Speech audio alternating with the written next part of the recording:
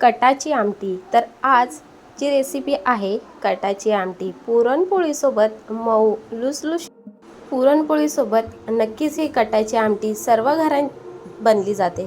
तर तुम्ही देखील होळीच्या दिवशी कटाची आमटी आणि पुरणपोळी नक्की बनवा। तर माझी ही रेसिपी नक्की बघा। एकदम साधी सोप्या पद्धतीने मी झणझणीत अशी कटाची आमटी तुमच्यासोबत शेअर करणार आहे। लास्टच्या व्हिडिओमध्ये पुरणपोळीची जे आपण बनवली होती, तर जे डाळीचं पाणी होतं ते काढून ठेवलेलं, ते डाळीचं पाणी मी एका टोपामध्ये व्यवस्थित ठेवलेलं। त्यानंतर आपल्याला वाटण करण्यासाठी मी सुका खोबरा किसून याला मस्तपैकी लाल तांबूस रंग येईपर्यंत फ्राय पॅनमध्ये भाजून घेतला। त्यानंतर काही अख्खा मसाला हे देखील फ्राय पॅनमध्ये टाकून भाजून घेतले। आता आपला खोबरा मस्तपैकी कुरकुरीत भाजून तयार झालेला आहे।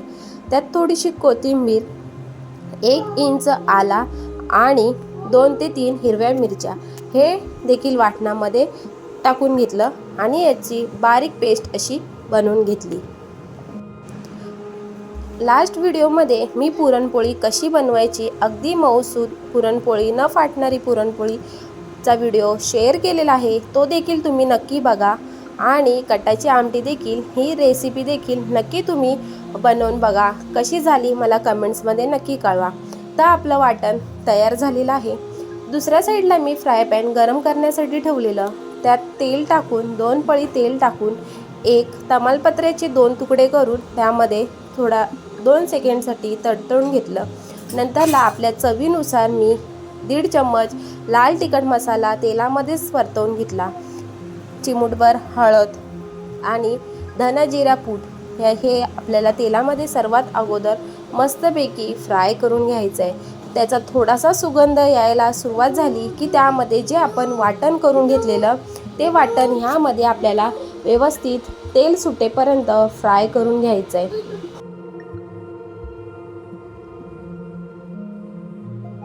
2-4 मिनटं आपल्याला मस्तपैकी वाटण तेलामध्ये फ्राय करून घ्यायचं आहे। त्याचा सुगंध भन्नाट येतो आणि कटाची आमटी ही मस्त टेस्टी बनते। ही अगदी सोपी रेसिपी, कांदा टॅमॅटोचा वापर न करता मी झणझणीत कटाची आमटी तुमच्यासोबत शेअर केलेली आहे। ती नक्की ट्राय करा ह्या होळीला आणि नक्की मला कळवा की कशी झाली आहे कटाची आमटी।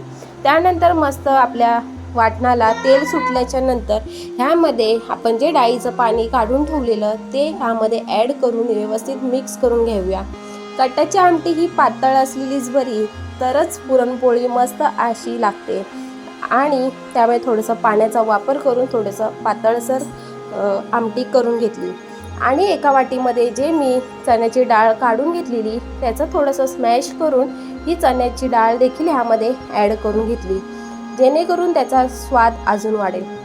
तर नक्की तुम्ही माझे दोन्ही व्हिडिओ बघा आणि नक्की मला कमेंट्समध्ये नक्कीच कळवा। जर नवीन असाल माझ्या चॅनलला सबस्क्राईब करा, लाईक करा आणि शेअर करायला विसरू नका। त्यानंतर चवीनुसार शेवटी 1 उकळी आल्याच्या नंतर चवीनुसार मीठ टाकून घेतलं। 2 चम्मच गरम मसाले वरून टाकून घेतले शेवटी।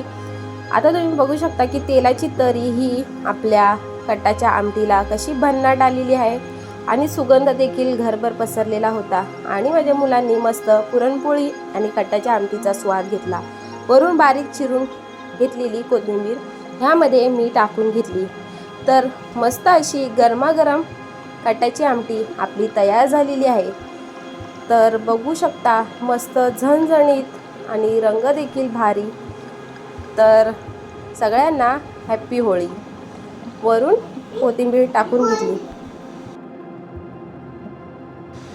तर आपली रेसिपी तयार आहे। आता मी पुरणपोळी आणि कटाची आमटी सर्व करून घेतलेली आहे। तर बघा कशी वाटली माझी रेसिपी अगदी सोप्या पद्धतीने। तर तुम्ही देखील नक्की ट्राय करा।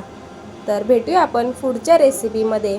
तोपर्यंत सर्वांना हॅपी होळी आणि थँक्यू सो मच माझा पूर्ण व्हिडिओ बघितल्याबद्दल।